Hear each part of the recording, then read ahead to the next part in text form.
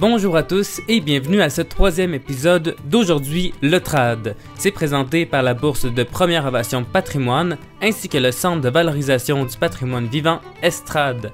Aujourd'hui le Trad, c'est une série de podcasts consacrés au monde de la musique traditionnelle québécoise. Aujourd'hui, j'ai envie de vous parler des jams, parce que les jams de musique traditionnelle, c'est un aspect très important. Jammer du trad, c'est une activité qui est populaire. On retrouve des sessions jam dans de nombreuses villes à travers la province, mais ça reste un phénomène qui est parfois méconnu du grand public.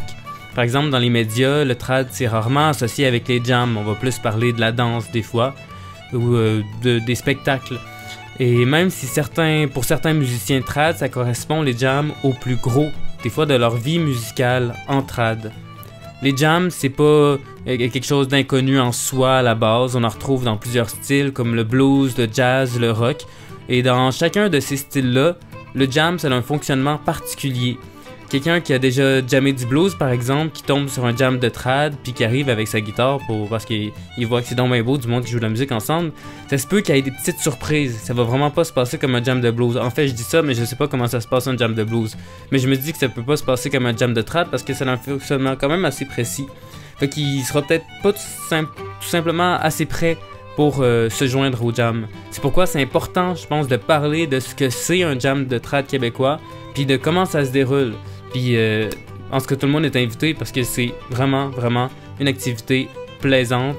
C'est une de mes parties préférées dans le trad en tant que musicien. Je suis accompagnateur, mais vraiment, c'est important, les jams. On aime ça, puis c'est important que ça se déroule, que ça reste un moment que tout le monde peut apprécier, puis tout le monde peut aimer. Donc, pour nous accompagner aujourd'hui, j'ai un invité. C'est le violonneux Martin Aucoin. Il est très expérimenté des jams, il y en a même parti un à la barricade à Lévis, ça roule depuis au moins 5-7 ans je pense. Et on va discuter avec lui de tout ce que j'ai dit, donc comment ça se déroule un jam, les déroulements différents, puis on va pas s'en reparler tout à l'heure. Fait que bonne écoute et à tantôt.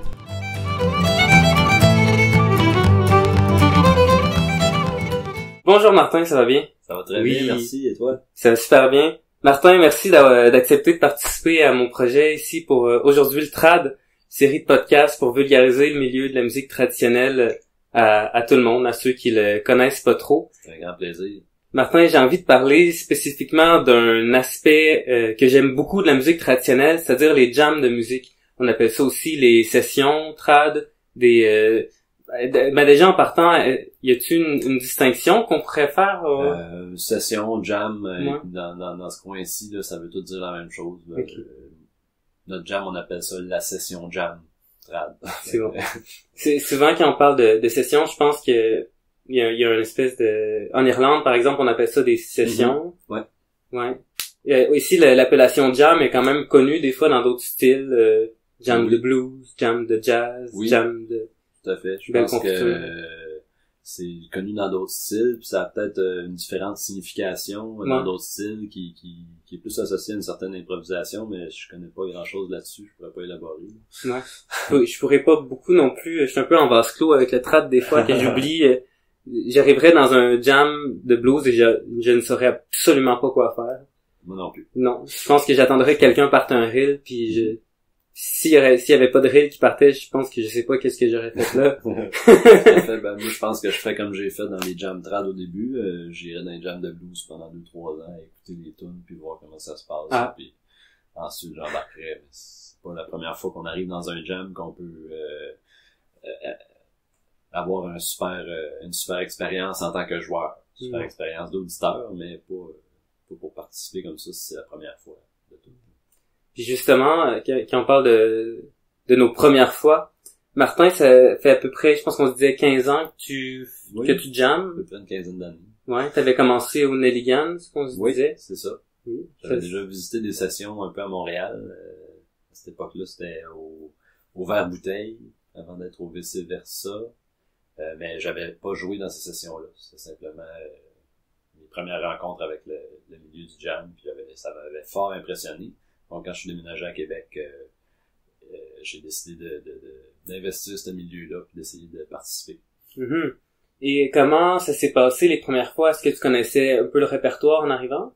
Un petit peu. Je l'avais appris un petit bagage de tunes là, avec la famille qui se recoupait un peu, mais côté rythmique, il manquait de la vitesse, bien sûr.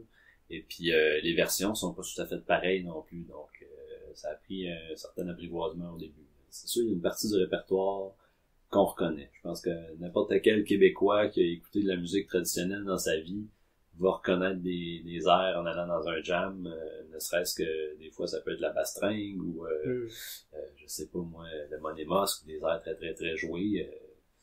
C'est ça, c'est de la musique traditionnelle, donc c'est la musique du peuple. C'est des airs qu'on a moyen de connaître des choses même sans trop connaître le répertoire profond. C'est quand t'es arrivé pis t'as fait les premiers jams, donc tu reconnaissais certains airs, tu jouais déjà du violon. Oui. Tu jouais d'une manière, en fait, il y a des gens qui commencent à jouer du violon des fois à cause des jams ou dans le coin des jams. Toi, si tu jouais déjà du violon, tu connaissais pas vraiment les jams avant de jouer? Non, j'ai commencé sans vraiment connaître l'existence des jams. Plutôt de la musique dans les parties ou de la musique enregistrée qu'on achetait. Mais je connaissais pas les jams dans les bars ou dans les pubs parce que j'ai commencé, j'avais 17 ans. Donc c'était pas un milieu qui m'était familier. Non. Quand on est mineur. Ça par la suite. OK. Et comment est-ce qu'il y a eu une certaine adaptation tes premiers jams? Qu'est-ce que tu te rappelles? Oui, ben tout à fait, je me rappelle avoir amené mon violon au jam plusieurs fois, même 1 an, 2 ans, 3 ans à y aller sans trop le sortir. OK. Ou tu sais à le sortir pour 1 ou 2 tunes au début du jam quand l'ambiance est relaxe puis qu'il n'y a pas trop de monde, pas trop de bruit ambiant. Je m'organisais pour partir ma tune dans un moment que c'était opportun et puis c'est ça, mais ça a pris quand même un bon bout avant de pouvoir participer activement au jam pendant la majeure partie du jam. Mm-hmm. C'est tout un apprentissage de répertoire, mais un apprentissage aussi de qui joue quoi.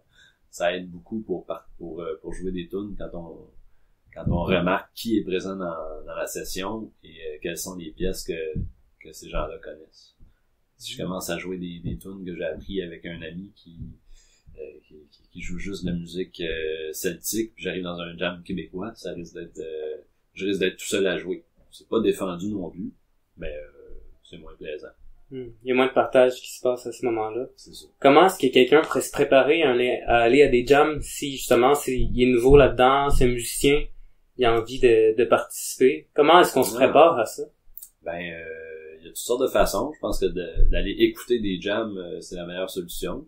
Mais aussi des fois quelqu'un qui en a pas dans son environnement proche, qui habite très loin, ou en tout cas il y a moyen de trouver beaucoup de répertoire sur Internet aujourd'hui, ou d'acheter des disques de musique québécoise pour apprendre des pièces. C'est sûr que c'est pas garanti que ces pièces-là vont être jouées au jam. Donc la meilleure façon, c'est vraiment d'aller en tant que visiteur, en tant qu'auditeur dans la session jam qu'on aimerait jouer dedans. Et puis de voir ce qui se passe avec peut-être une enregistreuse. Il y en a qui aiment ça enregistrer des pièces. Moi je l'ai fait à un certain moment. Des fois je me rendais compte que les pièces je les réécoute pas finalement rendues chez nous. Puis c'est souvent la pièce qu'on a dans la tête qui va sortir en premier sur l'instrument. Donc je dirais aussi fiez-vous à votre instinct et puis à l'adhérence naturelle de la pièce dans votre cerveau. Je pense que si elle colle dans la tête. C'est à maximiser ça. C'est comme la loi du moindre effort. La pièce qu'on se réveille en ayant dans la tête, c'est la plus facile à apprendre. Donc peut-être que la semaine suivante, on peut aller au jam et essayer de jouer cette tune-là. Mm-hmm. On a un peu appris par osmose, c'est ça qu'on dit? Oui, c'est ça. Je sais pas à quel point c'est scientifiquement précis de dire qu'on a appris la pièce par osmose, mais l'expression est cool. Ouais. Fait que il y en a qui vont dire appris sur le tas.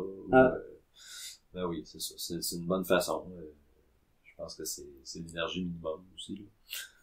Il y a aussi, c'est pour ceux qui connaissent la musique savante, qui peuvent se downloader des partitions ou des choses comme ça, ou il y a aussi peut-être quelqu'un qui commence pour aller voir les groupes sur les réseaux sociaux, les groupes de personnes qui s'intéressent au jam, et puis à ce moment-là voir dans les échanges s'il y a pas des pièces intéressantes ou même poser des questions à ces groupes-là. Je sais que nous, comme organisme, je fais partie de l'organisme Marée Musique.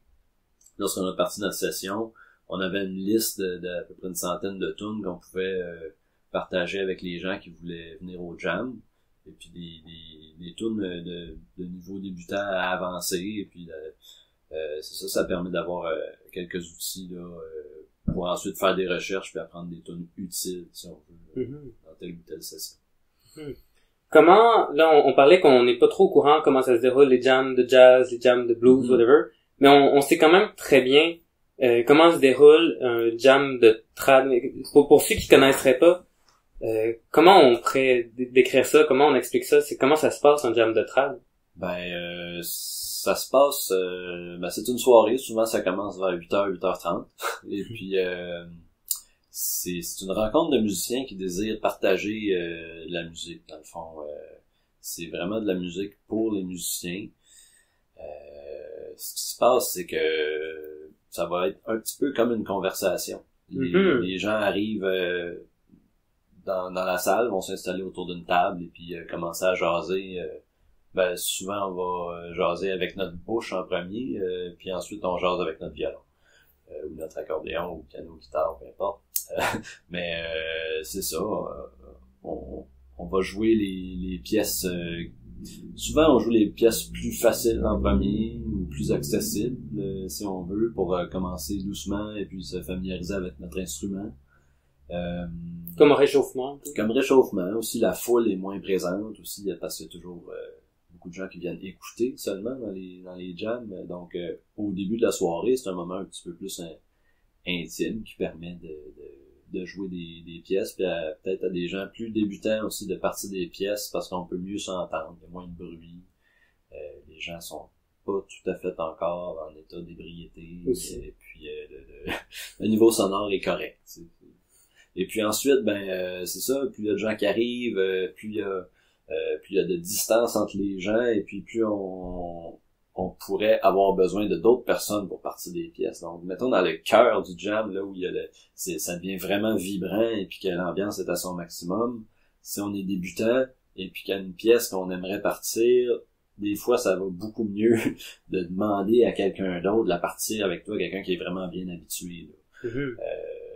Mais encore là, c'est ça, c'est que le rythme va accélérer. Non seulement le rythme dans les pièces, mais aussi entre les pièces. Ça va arriver que quelqu'un termine un morceau, puis le temps suivant, il y en a un autre à l'autre bout de la salle qui va partir un autre morceau. Là, tu sais, c'est comme il y a pas de place pour respirer. discussion, pour respirer, c'est ça.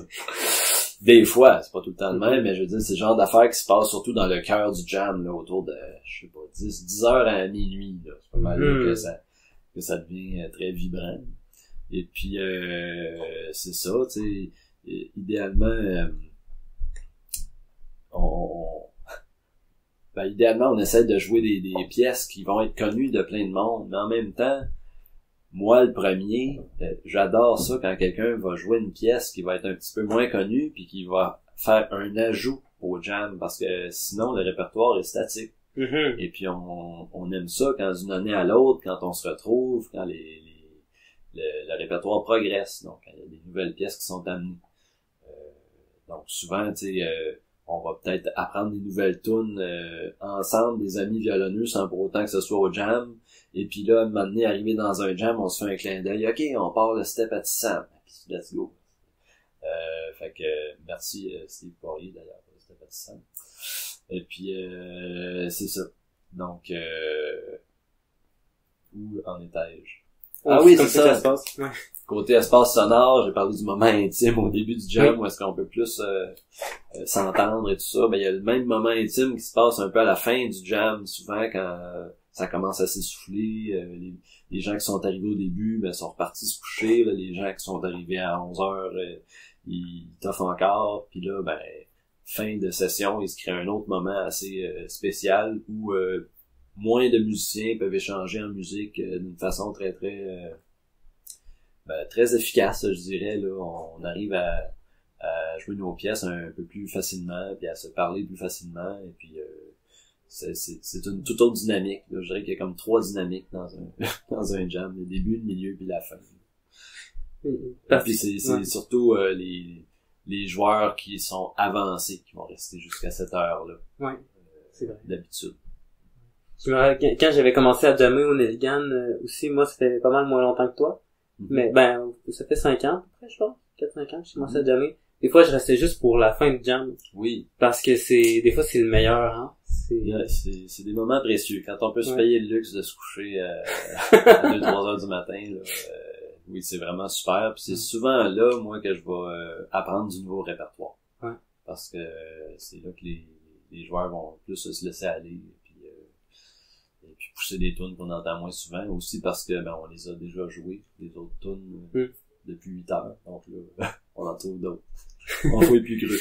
Ouais, j'ai remarqué quand j'allais dans les jams au début que ça virait souvent en fa vers la fin. Ah oui. Ouais. Oui, des fois des accordéons, il y a pas beaucoup d'accordéons dans certains jams. Ça limite quand même un peu le répertoire des fois d'avoir certains types d'accordéons, mais quand il reste juste des violons à la fin ou des flûtes en fa, tu sais. Ah oui. Ça sort en fa. Ouais, alors, c'est quelque chose que j'avais remarqué, c'est pas nécessaire que ce soit en fa. Mais c'est le fun en fa quand même. C'est une belle tonalité. Je pense que c'est aussi une question de popularité de répertoire, comme je disais, les tunes plus nouvelles ou en tout cas moins connues peuvent sortir à la fin. Et puis qu'est-ce qui vient avant? Est-ce que c'est le fait que les tunes sont moins jouées par les accordéons ou le fait qu'elles soient moins populaires? Mais en tout cas, ça arrive qu'on change plus de ton vers la fin. Fa, do, mi majeur, des fois quelques tonnes en sol mineur. Si bémol, c'est plus rare un peu. Oui, très rare. C'est à travailler quand même, ça serait le fun. Tout à fait.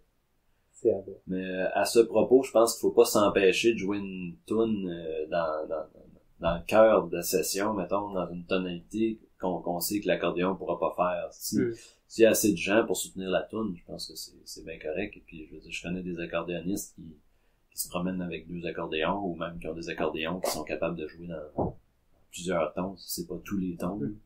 Donc, je pense que rendu là, c'est ça, faut pas s'en priver non plus. Là. Non. On a le droit de jouer le quadrille mon calme à 9h30, c'est bien correct. Alors, des fois, des accordéonistes, ils jouent plus qu'un instrument aussi. Ils vont aller au piano, à la guitare. Oui, ça permet de quand même participer au jam. On parlait que il y a des moments au début puis à la fin particulièrement, c'est plus intime, ça jase pas mal moins, on s'entend mieux. Donc quand ça jase fort, c'est plus difficile de jammer quand même. Oui. Y a-t-il d'autres choses qui nuisent à un jam? Ou oui, des fois il y a des irritants. Hein. Je parlais un petit peu au début de la conversation. Dans le fond, nous, on est en partage musical, on est comme dans une conversation musicale. Si on parle avec quelqu'un au centre d'achat, mais que la personne arrête pas de parler et enchaîne les sujets pendant une demi-heure, puis qu'on n'a pas le temps de placer un mot, c'est pas agréable. C'est pareil dans une session jam.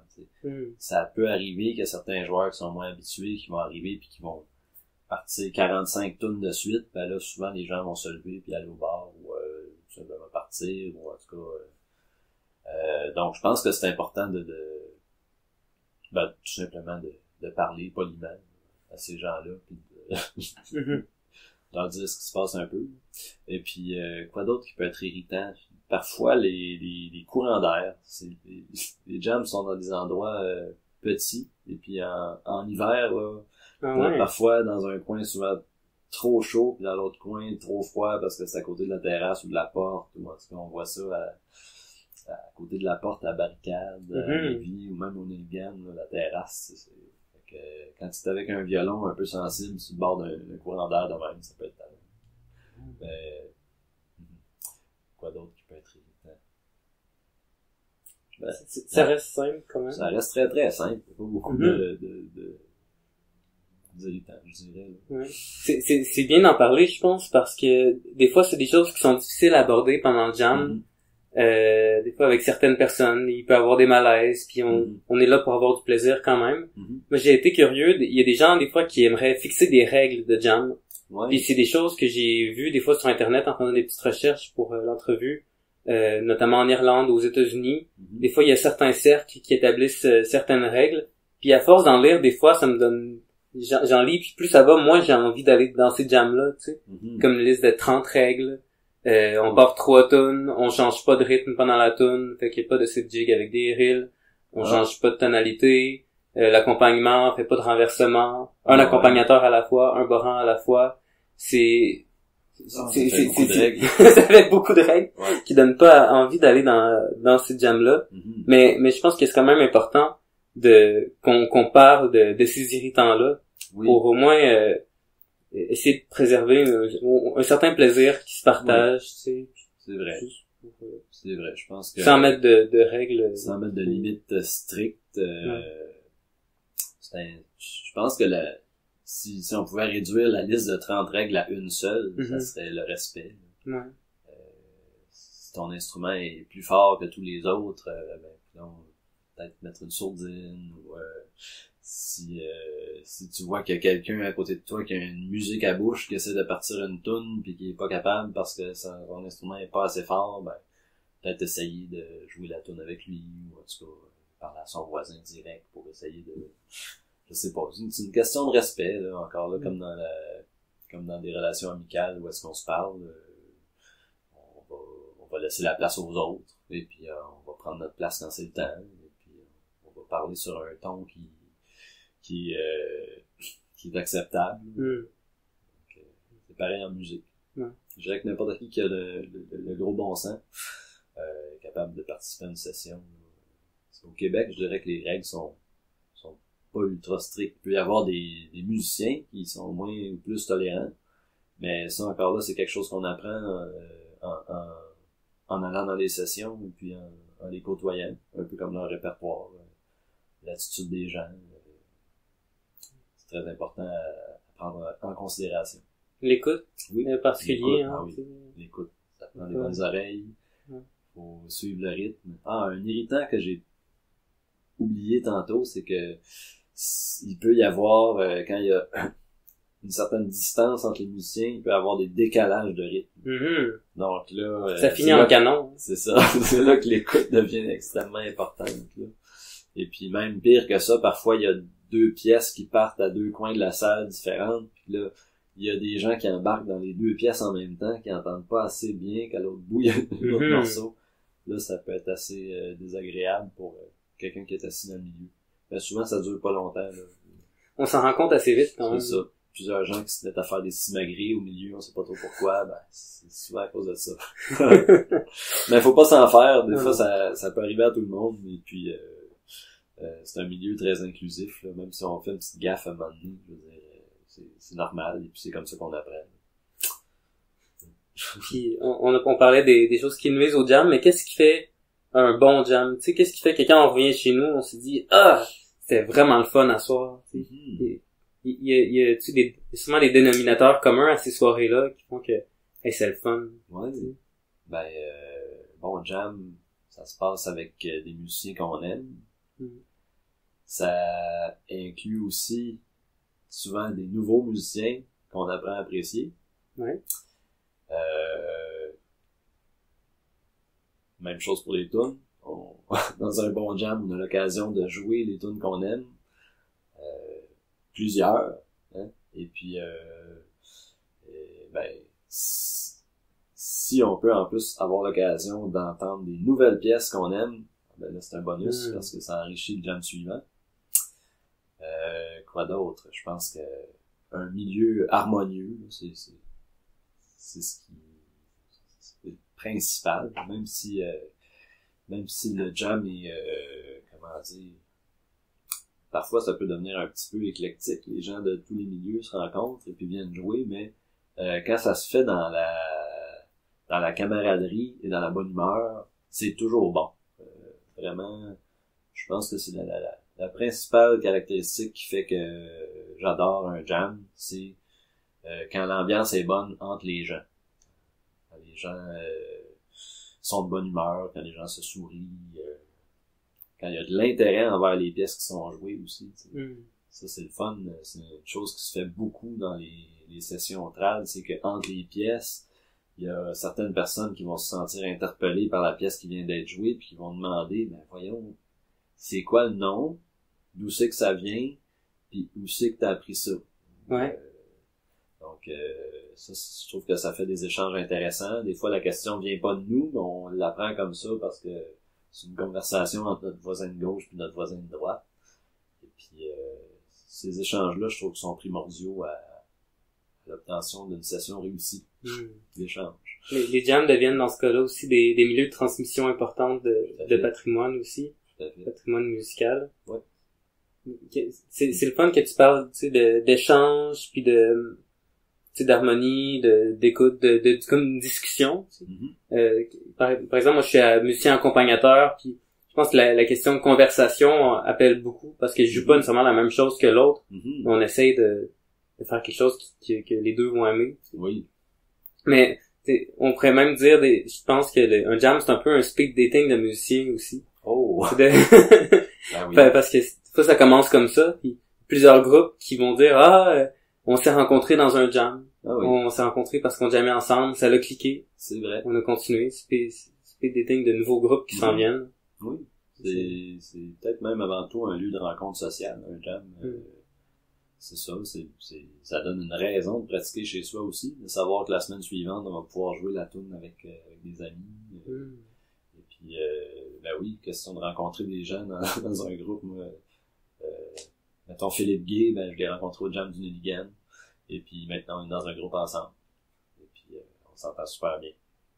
Donc, oui, speed dating. Et puis, en plus, ben, donc, c'est pas parce qu'on est dans un groupe qu'on n'a pas le droit d'aller speed dater au jam. Effectivement. C'est super le fun. Comme dans les danstrades, on danse avec tout le monde, même si c'est pas notre blonde, notre chum. Donc, oui, c'est plaisant cette dimension-là.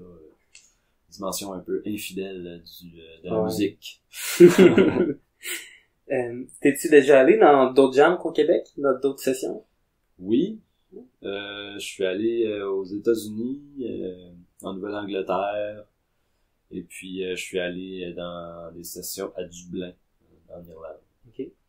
T'as-tu remarqué des différences, des majeures? Oui, quand même, oui, à Dublin, beaucoup de différences, là, beaucoup plus, c'est beaucoup plus fermé comme milieu, et puis, le répertoire est extrêmement différent, bien sûr. Il y a même les pièces irlandaises que moi j'ai appris ici au Nelligan. J'ai joué là-bas, puis des fois ça prenait 2 ou 3 tours avant que quelqu'un embarque, puis des fois j'arrêtais sans que personne embarque, puis là quelqu'un partait la même tune mais d'une autre manière. Oui, puis c'est vrai, il y a quelques règlements dont tu as parlé tantôt qui sont présents en Irlande. Là. Donc, jamais 4 accompagnateurs en même temps, et puis s'il y en a plus qu'un, ben ils vont être vraiment proches, puis ils vont se parler, ou en tout cas s'échanger les accords, là, et puis les bodhrans, jamais plus qu'un ou 2 bodhrans. OK. Ouais, j'ai vu en Irlande aussi une session qui se déroulait un demi-ton plus bas ou quelque chose de même. À cette époque-là, j'étais pas en mesure trop de comprendre ce qui se passait, mais j'étais pas capable d'embarquer sur rien. Mais de toute façon, je connaissais pas vraiment ces tunes-là. Mais là, après une dizaine de tunes, ça arrivait à mon tour. Les gens étaient quand même inclusifs, ils m'offraient l'occasion de jouer une tune. Je pouvais partir une tune, puis ensuite, ça repartait dans un ton bizarre que je connaissais pas. C'est peut-être une façon pour eux de se garder leur petit moment entre amis pour les gens qui viennent de là et puis qui ont besoin de ce moment-là dans leur semaine pour échanger. Je peux comprendre que ça soit irritant un Québécois qui arrive à côté d'eux et qui flagosse sur tout.